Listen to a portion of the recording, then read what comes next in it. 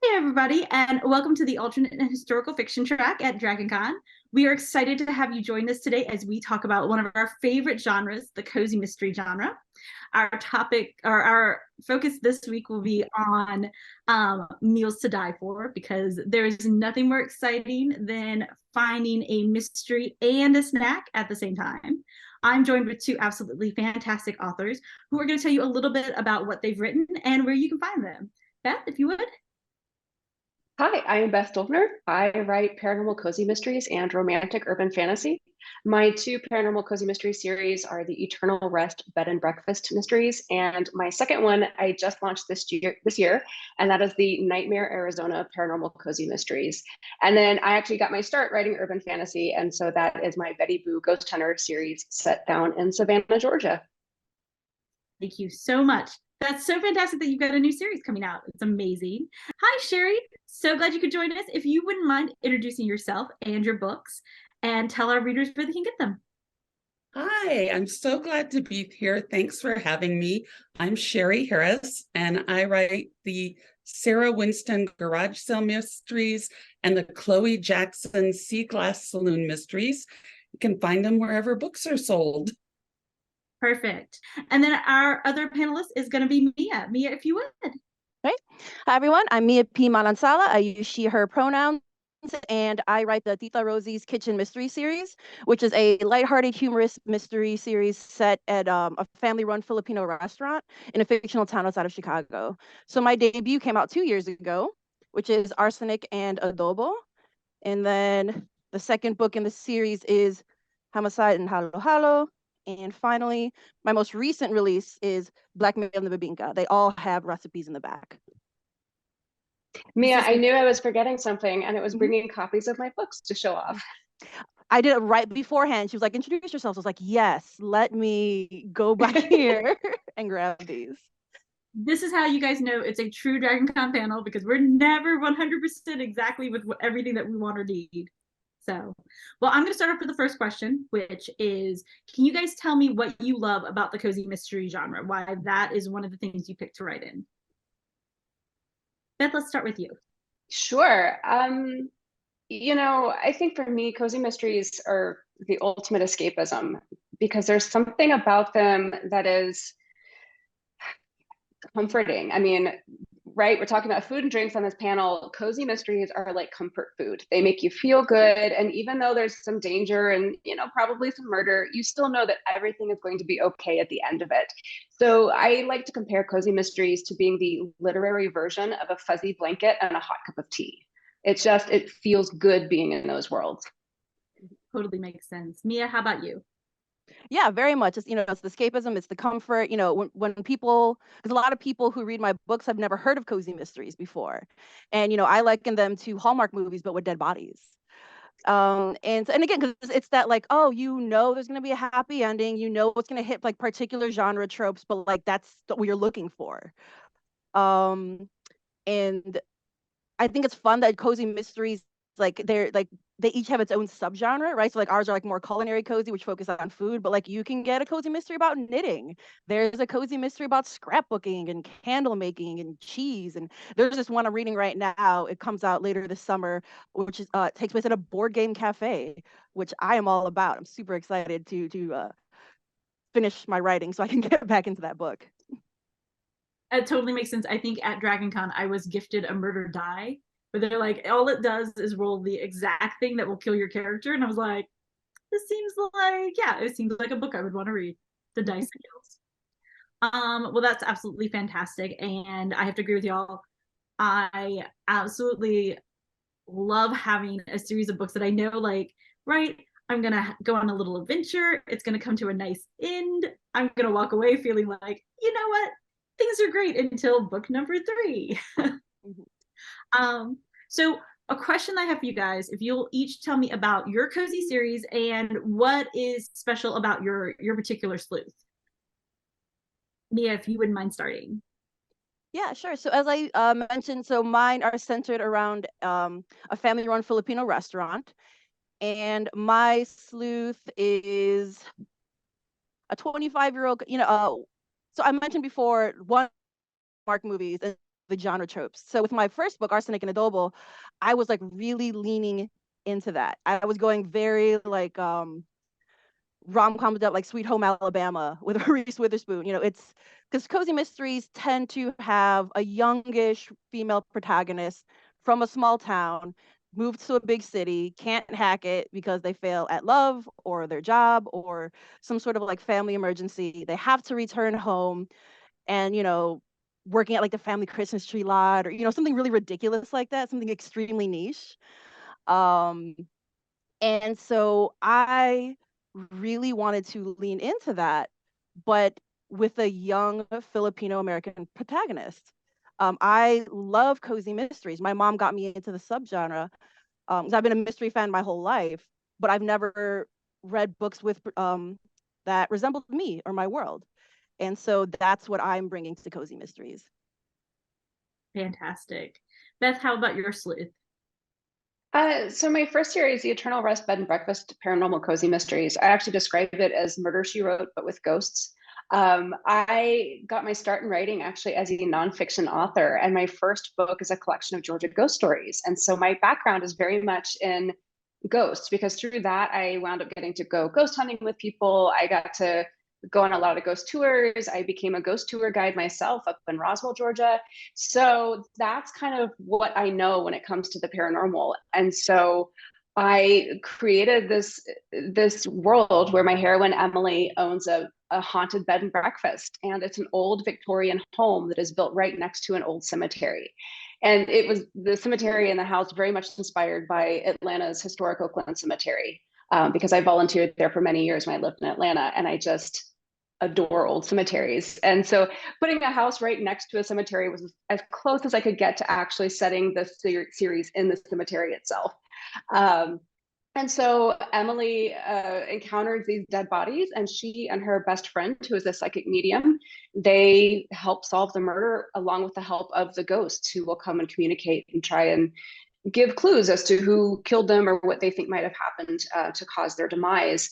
And then my new series, the Nightmare Arizona series, is about a woman who's 42 years old. She's just gotten divorced. She's broke, and she's trying to start a new life on the other side of the country. But she winds up breaking down in this little old mining town in the middle of nowhere, Arizona. And it's this town that has embraced their Wild West history. So they have reenactments of shootouts in the street, and they have guys dressed as cowboys running around, but they also have a haunted house attraction that where the characters actually are supernatural. And so she kind of winds up in this crazy new world and has to navigate her way through it, which of course becomes more difficult when she comes across a dead body. No, I love it. Grew up in a small town outside of Gettysburg, and if you don't know what like reenactment Saturdays are like, where you're like, oh, the whole town is dressing up like this feels weird. Like, yeah. I was very much inspired by Tombstone, Arizona, which is kind of like that, where they have the reenactments and things, and like you just stroll past a cowboy with his spurs on as you're walking down the boardwalk. And I thought, this is a fun place, and I want to have some fun with making it as fun and silly as I can be in my books. So one thing that you guys talked about, which I want to kind of jump on, is so small towns, like as a person who gladly left her small town to live in a big city, I was like, oh, small towns are wild. Like my math teacher was having an affair with our fire chief. The gym teacher kept like had like a grudge against our cafeteria lady. So every time we would do something in the gym, he would go and like knock things over in the cafeteria just to like have these crazy fights. The bingo people who would rent out our gym at our high school / middle school had like these apparently they had like these crazy like adult nights that nobody knew about, that you'd show up and you're like, I'm here for bingo, and they're like, okay, put your keys in the bowl, can't let you drive home. We're like, no, what kind of bingo did you play? And that's one of the things that is interesting about cozy mysteries, because a lot of them do take place in like small towns. A lot of them have like women who are starting over, or women who are trying to get their feet underneath of them as like main characters. So what are your must-have like genre elements that you're like, I'm writing a cozy mystery, I need to have the pet, or I need to have the starting over, or I need to have the X, Y, and Z. Beth, how about you?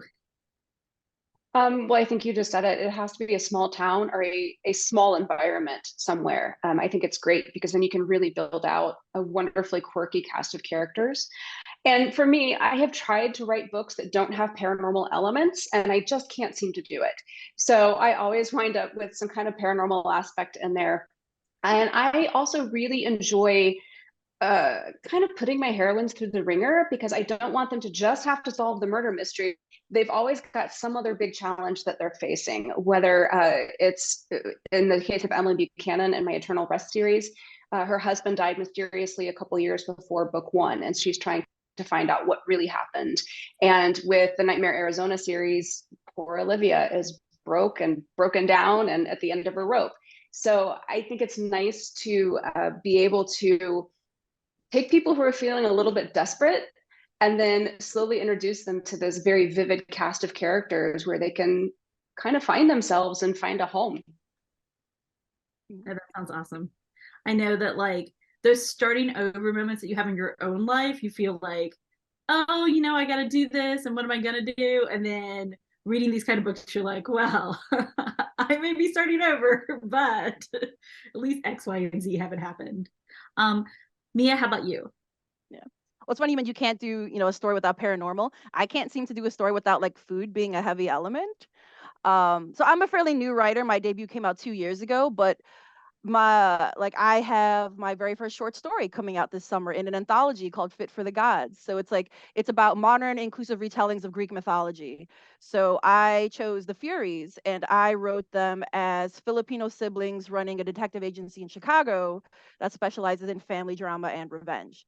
And it's a very, very different voice. It's a little bit more hard scrabble, but there's still a food element to it that I just could not get away from, like a very unintentional. When I put food in my book, I mean, like based on the titles, these are all, if people don't know Filipino food, it's alliterative crime word in Filipino food, right? It's very obviously baked in. With that other one, it's a retelling of the myth of Orestes and Electra, and um and like basically the creating of Greek law, but I still somehow managed to fit food in there as well. So that's a big one for me. Community. The reason most cozies take place in small towns is because it's meant to take in a small, tight knit community. So I did toy with the idea of putting my series in a Chicago neighborhood, like to give it that smaller, like claustrophobic feel. But because I was playing so much with the genre trope of like the ridiculously named small town, and you know, I also didn't want to have to deal with the real world, like geography. I didn't need that email like the diversity bus doesn't go that way. What do you like? You're not from Chicago. Like, no, but I just have bad sense of direction. So like I liked creating a world where, because I have no idea how long this series is going to go. I have 3 books out. I am contracted for another 3 books. I have no idea how far it's going to go. So with every book, I'm like, oh, here's a new thing about the town. Here's a new, so I get to play that way. So tight knit community, unrivaled levels of pettiness, uh, part of the small town feel. Because I'm Asian, aunties have to play a big, like, again, gossipy aunties. Like, if like, are you really Asian if you have not had, you know, like people like you don't even really know how they're connected to you, making extremely personal comments to your face, but also like providing you with all the information you didn't know you needed. Yeah, so things like that. My husband was blown away because the thing about my Chinese family that is so oddly like parallel to my Southern family is that everyone is up in your business all the time.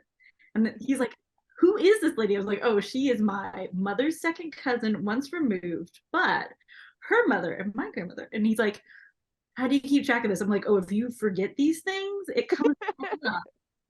In an awkward moment where you're like, I just wanted cranberry sauce and I don't even know why I'm at this pop-up. They're like, wow, let me tell you. And I'm like, oh no. But yeah, that's a little, I think, why I know I love these books, because I'm like, oh, I've lived this life and it wasn't this interesting, but it could have been.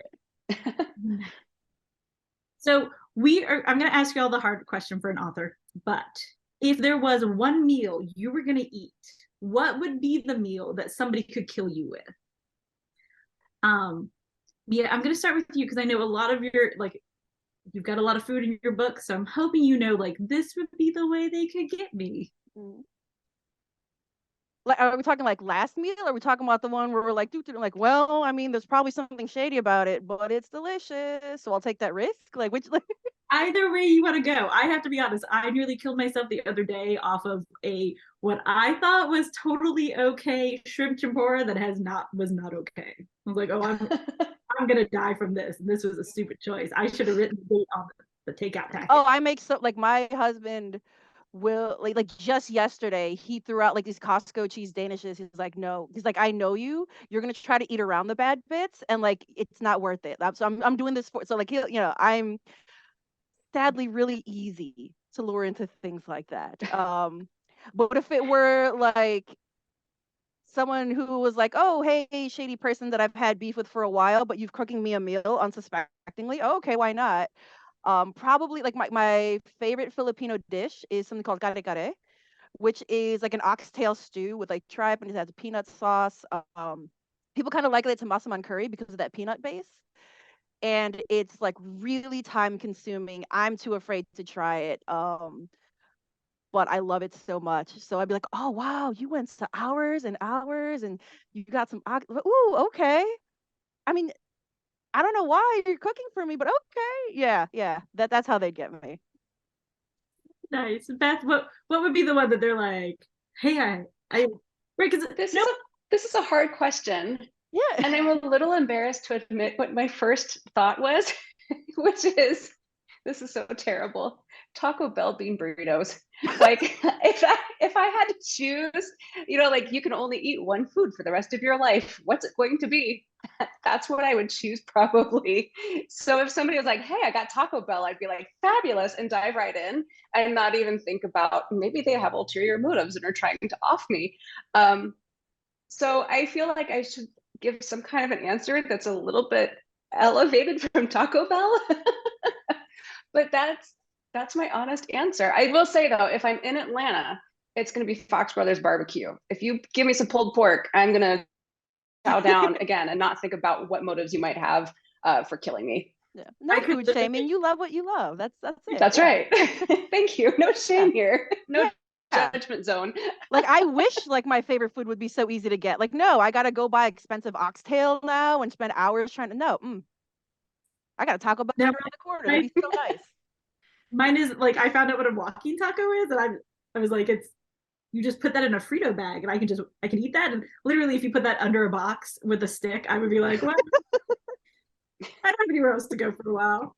Sure, I'll climb under there. I did get my husband with a ham sandwich once, which I felt really, really bad. That I was like, well, I killed you a little, but I don't really check the dates on sandwich meats, so I'm sorry. And it's not an alibi or an excuse.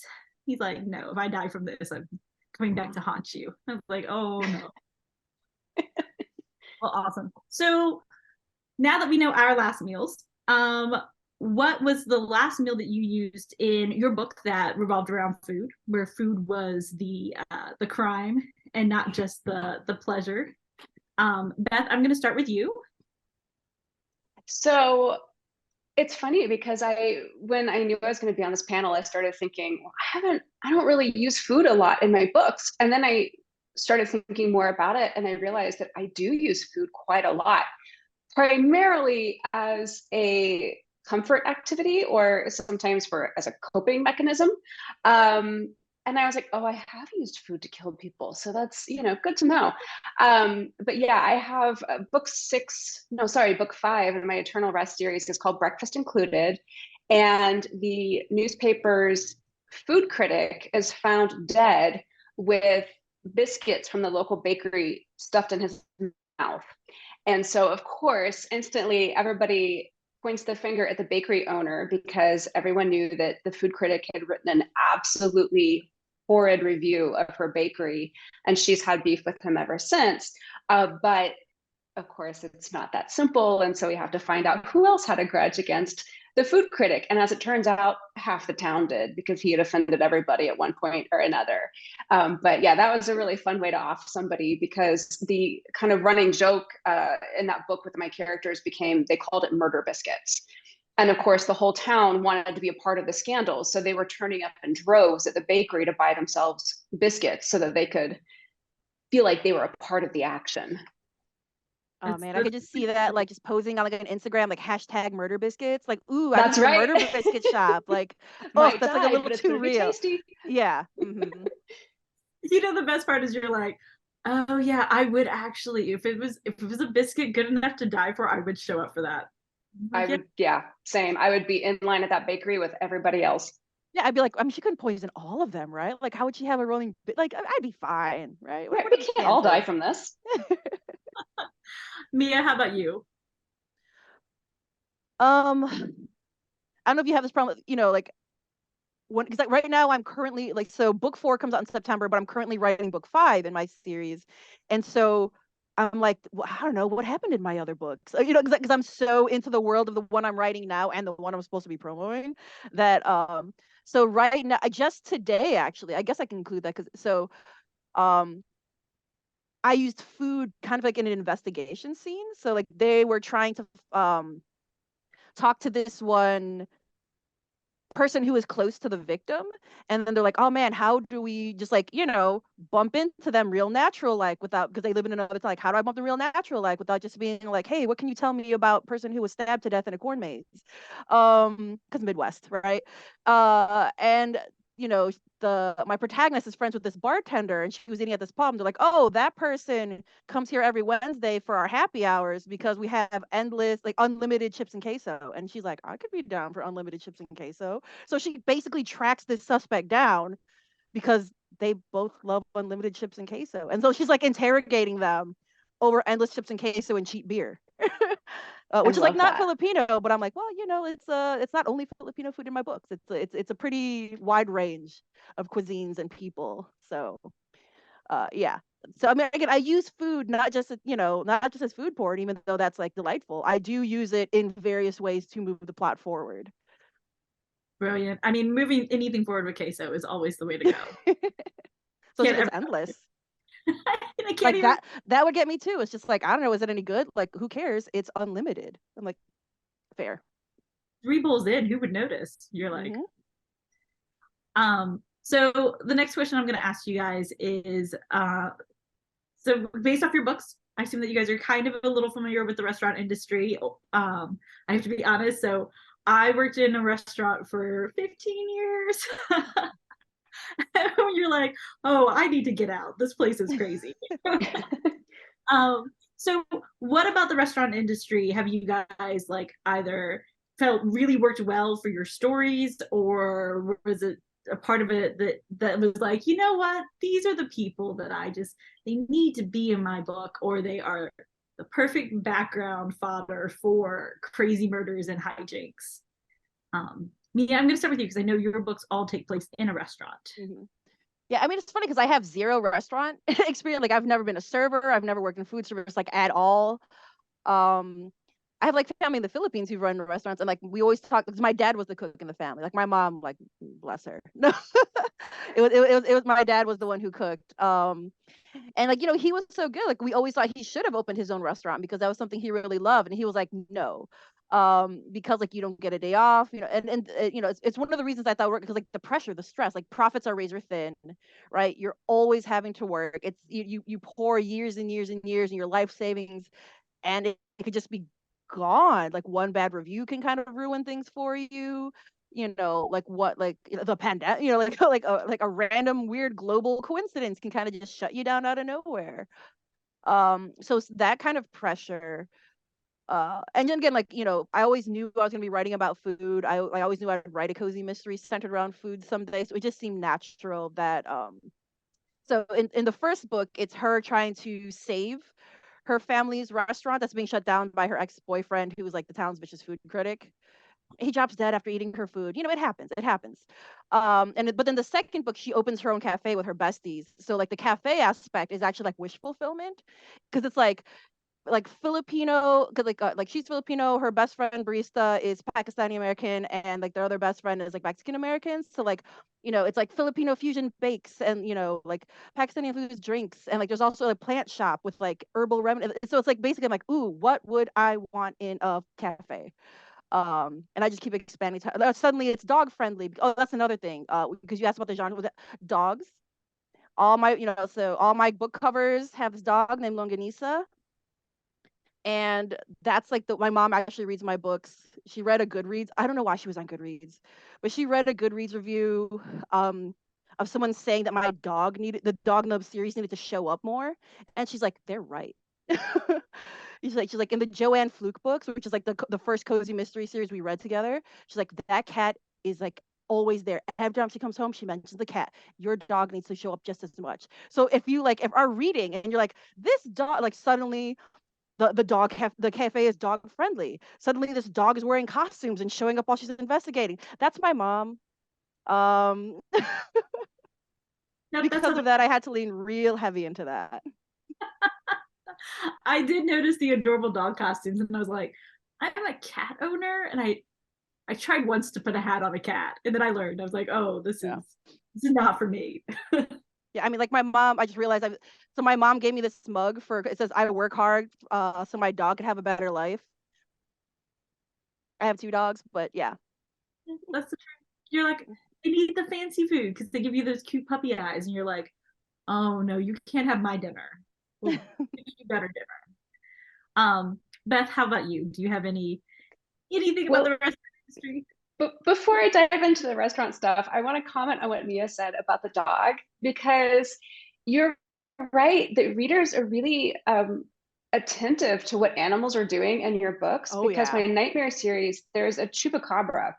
And in the third book in the series, which hasn't come out yet, it comes out September 13th, there is a stretch of the book where my heroine, Olivia, is pet sitting the chupacabra. His name is Felipe. And one of my beta readers responded to me with her notes on the read through. And she said, I enjoyed this and this, but there's an evening where I think you forgot to have Olivia take Felipe for a walk, and I don't want him to have to be cooped up in her apartment. And so I went through very meticulously through my manuscript, and I literally wrote out a schedule of Felipe's schedule for going and getting his morning and evening walk. And sure enough, I had forgotten to have him out for a walk one evening. So I fixed that. But yeah, readers are so attentive to the animals because they want the animals to be the best treated creature. I've gotten that email. I've gotten that email. It's just like, for a dog owner, which is why I had to make the cafe pet friendly, because before they were like, your Longanisa is home alone for just hours and hours while she's investigating. That doesn't. I'm like, okay. So Sherry, that brings us to a great question. Are there pets in any of your books, and do they have a walking schedule or preferred? Well, so there's a cat in both of my series. The second series, the Chloe Jackson books, Chloe finds a cat on a deserted boat, and they get trapped together.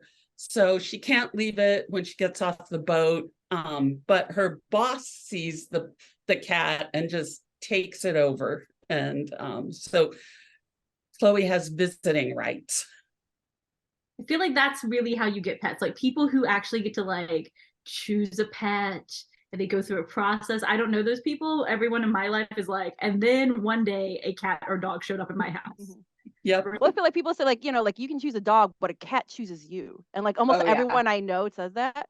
And also like a cat makes so much more sense in a cozy mystery. Like you don't have to walk your cat, right? You're just like, give it enough food, give it a comfy place to like stay, and then you're just like, okay, you good? All right, I'm gonna go investigate. And they're like, peace. Right. I'm like, oh yeah, why do I have dogs every time? I will say my cats are secretly very high maintenance. So if I leave the house, they push their little furry cat faces up when I pull up, and I'm like, I feel very judged. What do you want? And they're like, we're starving and you left. You left to die. And I'm like, you guys are totally fine. You're on diets that the vet says you had to do. Nope, jail for mother. Jail for 1,000 years. It's the absolute worst. So one thing I would like to know from everybody is when it came to writing about food, about your small towns, what kind of research did you find that you really needed to do?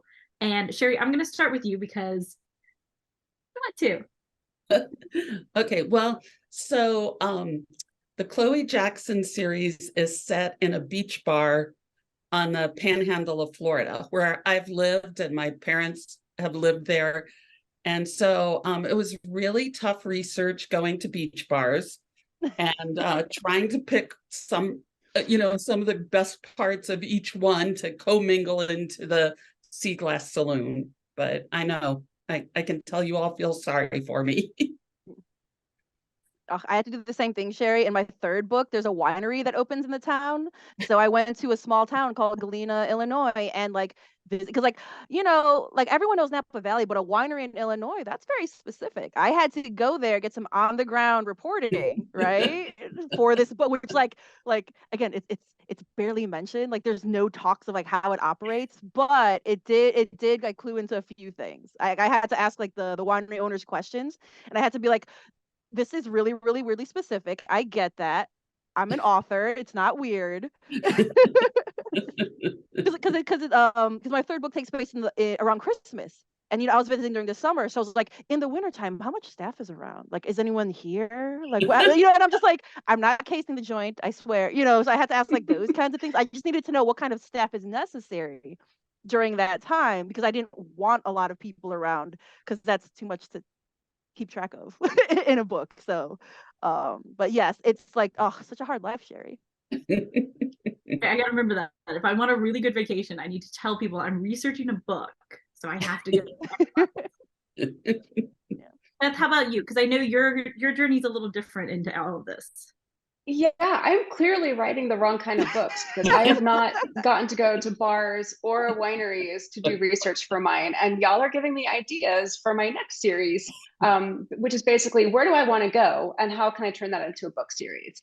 So for me, I lived in Atlanta for 20 years. So I'm very familiar with a lot of those small North Georgia towns. And so when it came to the Eternal Rest series, it was very easy for me to make up a fictional North Georgia towns. I kind of knew the kind of layout you would have in that town square with the cute little white gazebo. And then when we moved to Arizona, we've only been here for not even 2 years yet. And everything seemed so strange to me. I mean, I'm an East Coast girl. These desert plants and everything were so wild to me. And that was one of the reasons I chose to set the Nightmare series in Arizona, because I felt like a fish out of water. And so it was very easy to make my heroine Olivia also feel like a fish out of water. But I had to learn like the names for different kinds of plants out here in the desert, because I knew none of that stuff when we moved out here. And then I went and spent a lot of time in places like Tombstone, where they have that kind of Wild West vibe still going on, to just wander around and get an idea of what sort of shops there are and what the general energy and feel of the place is. And for me, writing paranormal cozy mysteries, I love delving into local ghost stories. And so that has probably been the greatest joy I've had doing research for the Nightmare series, is getting to find out about haunted locations and use those as inspiration for the things that happen in my books. That sounds so awesome. I would, what though, I would totally follow a series if you did a like ghost tour series where you're like, I like to go to haunted B&Bs, and every time I go, a crime happens. I love that idea. I love that. And there's always a winery involved too. Haunted wineries. That's what we're gonna do. Oh, perfect. We could. The Wine and Spirit series, like all coming to you in 2024. You come to Chicago, like so many bars, like from the Prohibition era, with like all these speakeasies, all those little hidey holes, all like the secret passages. There's a lot. Chicago's like super haunted. I'll call you when I come up to do my research. Yeah, my exactly. daughter worked at a winery that was haunted. Like, she would go in this old cabin and things would move around and lights would go on and off. And so come back to the East Coast and I'll take you. You're going to start like a travel agency and be like, here's the deal. We all love writers. And yeah, our thing is murder, but we know all the great places to go. We know all the good places to die. It's an amazing slogan, but it'll definitely get us a very unusual set of clientele. of unusual, can you guys tell me about a research pathway that you went down that might have gotten you into some trouble, whether it was you had too much fun or you were like, I am now obsessed with this. Either way, like I know with food-based crime, it's like, well, I've gone to a lot of restaurants and now I might have a problem. Or like, I've asked a lot of questions and now my friends are scared. Yeah, I'm gonna start with you. Yeah, I mean, like, I'm sure, like, all of us are on some sort of, like, FBI watch list, right? Because of our Google, like, search histories, and it's because you were talking, about research, and so, I don't know, I get, like, really weirdly specific, and, like, the worst part is, like, there's usually answers. I'm just like, "How long does it take to bleed out after getting stabbed in the stomach?" "How much insulin is too much insulin if you wanna, like, like, kill a diabetic?" Like, just, like, really weirdly specific for the stories that I'm researching. But then also just like really dry things like I don't like restaurant, food like the restaurant codes like for the health department. Like just like really, really oddly specific, boring or like bloody kind of like research. Like what was the most recent one that I had? No, that was another stabbing. A lot of poisons. I mean, they get like people are like, "Oh, that's so boring," but I'm like, I write food cozies. Yeah, and again, the point of a cozy mystery is there's no graphic, violent sex, or bad language on the page. So there, there's like so many times it can be like he was hit over the head vaguely. You know what I mean? Like I'm not talking about we don't talk blood splatter and things like that, right? So it's kind of So poison is at least a way to like mix it up and get like different with the methods. Um, I was recently at most years I go to a mystery conference called Malice Domestic, which specializes, and then there's a woman there who's like nicknamed the Poison Lady, who is a nurse and has worked as like a pharmacist, and so she will just give, yeah, Sherry knows, this great talk on poisons. It gets very, very specific, and like, again, it's like if you were to go into my phone and look at like my phone notes, you'd be like, what is this? We need to talk because it's like all these notes of like these really specific poisons and how to get them and like really like interesting creative ways to like slip them to people's food without them knowing, based on like that talk. And I'm just like, it's for research, I swear. I remember I watched White Oleander and I was like, Oh yeah, yeah, yeah. yeah, no, I was thinking I read that book and I was like, I wonder if I could do this. And Google's like, oh, there's a list for you. So okay. Yeah. Sherry, how about you? Is there any research traps you've fallen into or things that you're like, well, now I do this all the time? My husband always says he sleeps with one eye open because I remember coming back from a conference and they told us how to drown somebody and keep them submerged, so they don't float back up. And, I went to another one that told you which kind of concrete is porous, so fumes from the body would come up and dogs would be able to find you. So anyway, we do find a lot of weird little details like that, but I also found myself collecting a lot of books about cocktails and it's been really fun. So my husband loved my pandemic hobby because I was like, we're going to do a Mai Tai a night and it's all going to be different. He's like, I love this. We should do this all the time. I'm like, we would die. We would die hard. Like if we die, no one's going to feed the cats. So we have to be adults. And he's like, I'm not going to live my life with these cats. And I was like, yes, you are. We all are. Yeah. Beth, how about you? I mean, I'm the same, where I'm sure that if my husband dies before I do, there's going to be a knock on the door saying, ma'am, yeah, we have a copy of your search history and we would like to ask you some questions. But probably one of the most interesting things for me, I was at a book event recently and just so happened to meet somebody who was a mortician. And of course, I was like, oh, tell me everything about your job. And she started telling me the best way to kill somebody and get away with it. And she had a number of methods that she was suggesting in case I ever needed to off somebody. And at some point in our conversation, I suddenly thought, I can't tell if she's giving me this advice to use in my books or to use in my real life. And so that was kind of an awkward moment. Like, I don't know if I want to know these things. And do you think I'm really going to put them into practice? You know, Good looking out though. I was like, what a great friend to have though. Like she's Yeah. Oh, I've got her business card in case I have follow-up questions. Oh yeah. oh, that's so brilliant.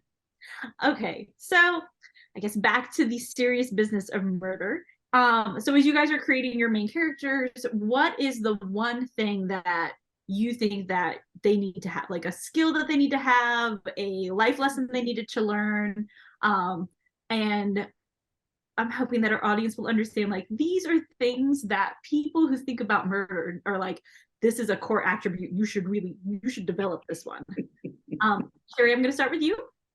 Okay, so Chloe Jackson was a children's librarian before she ended up working in this bar in Florida. She was from Chicago.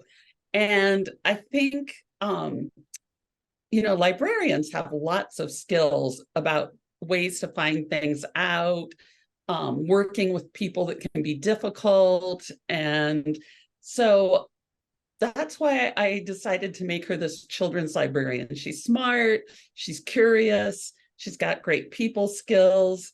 She doesn't like to leave things unfinished. And so it's very good for somebody that's trying to solve a murder.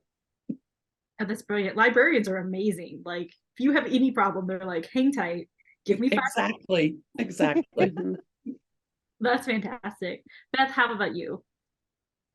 I would say for me, they have to be just very tenacious. You can't give up. You have to always be going after those answers and not willing to stop when things get a little rough or you hit a dead end.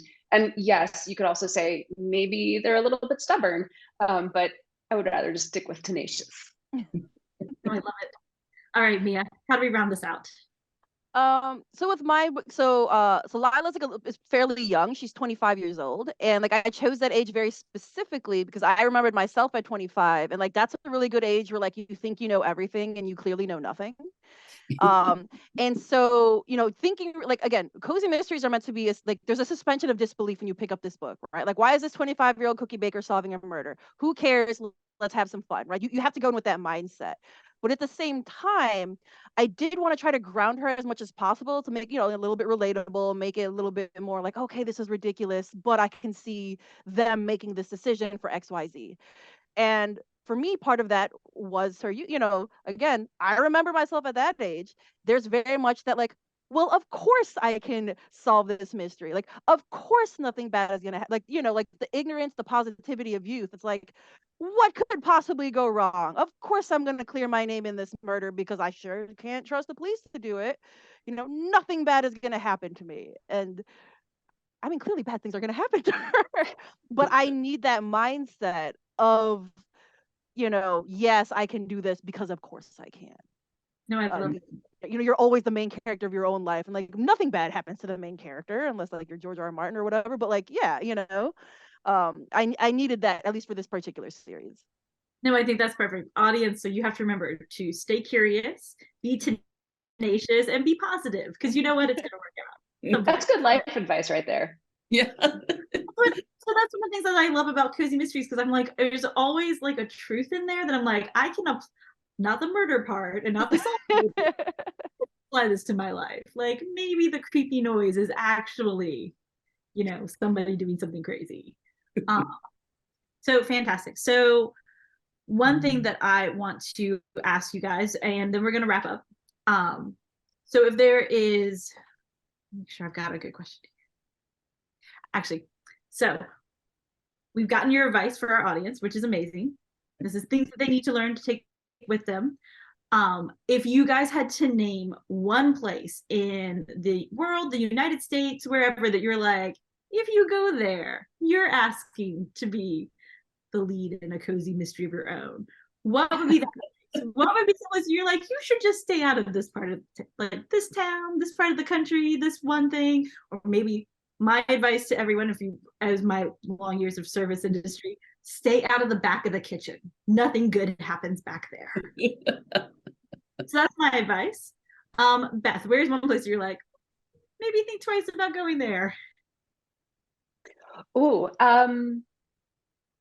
well, it's actually one of my favorite cities, but I'm going to say Savannah, Georgia, because downtown Savannah, their historic district, has all the makings of a cozy mystery. It's a small community in that little historic district.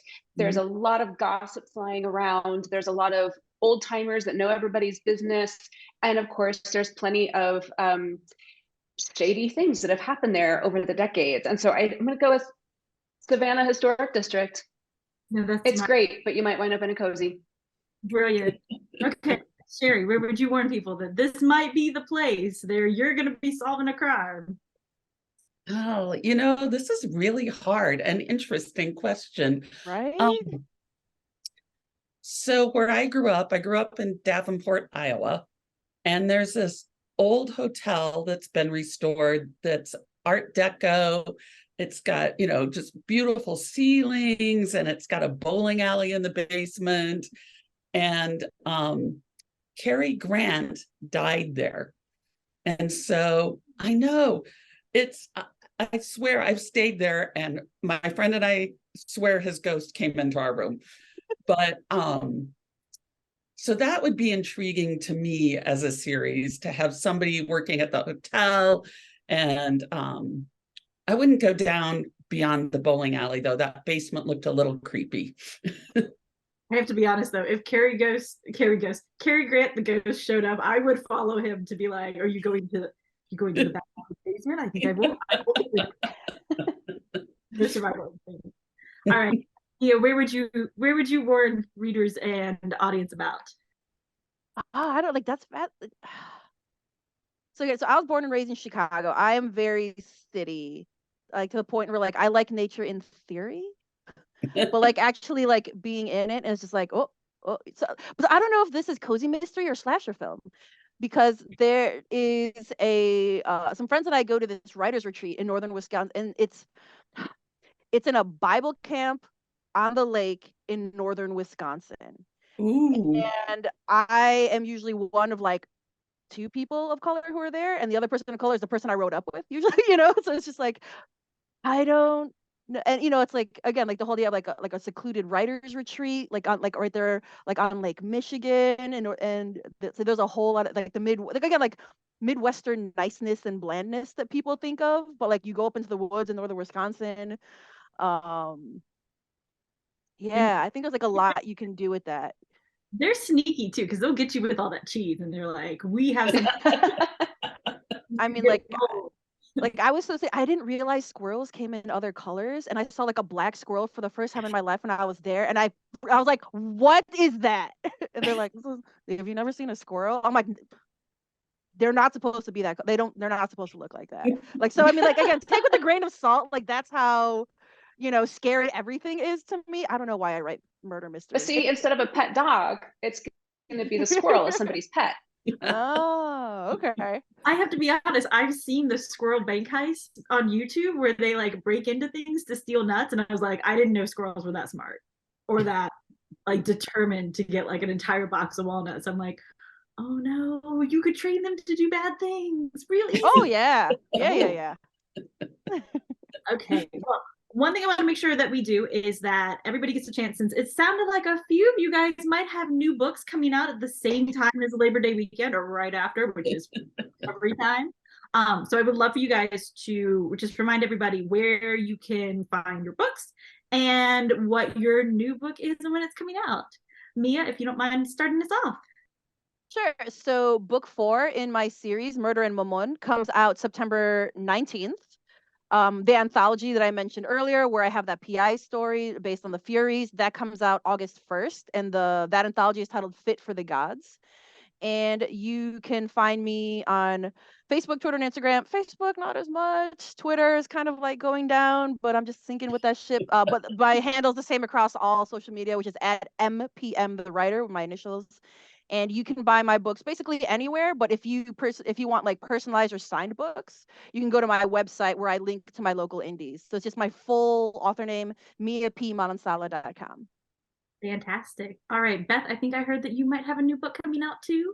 Yes, book 3 in my Nightmare Arizona series comes out September 13th. It's called Slaying at the Saloon. It's about a server at the saloon who is found with a wooden stake through her heart, and it looks very much like a vampire slaying gone wrong.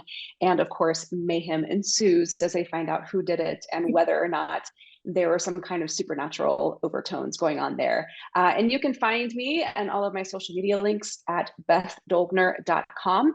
I know my last name is hard to spell, so if it's easier, you can also go to nightmareaz.com. Fantastic.